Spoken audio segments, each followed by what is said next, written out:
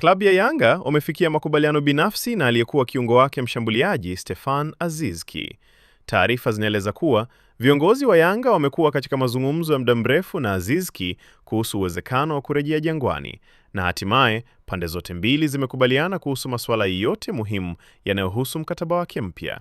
Inaelezwa kuwa suala la mshahara pamoja na fedha za kusaini mkataba halijao kikwazo kwa Yanga, huku makubaliano yakifikiwa kwa mafanikio baada ya mazungumzo yaliyodumu kwa kipindi kirefu.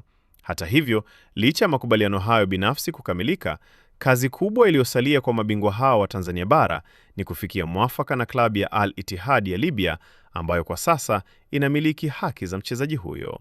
Vyanzo vya karibu na mchakato huo vinaeleza kuwa Yanga ipo tayari kutuma ofa inayokadiriwa kufikia dola za Marekani 350,000 kwa Al Ittihad ili kuvunja mkataba wa kiungo huyo na kumruhusu kurejea Tanzania kabla ya kuanza kwa msimu mpya wa mashindano. Taarifa zaidi, usiache kusubscribe chaneli yetu ya Usajili Wetu, uwe wa kwanza kupata taarifa zote za kimichezo.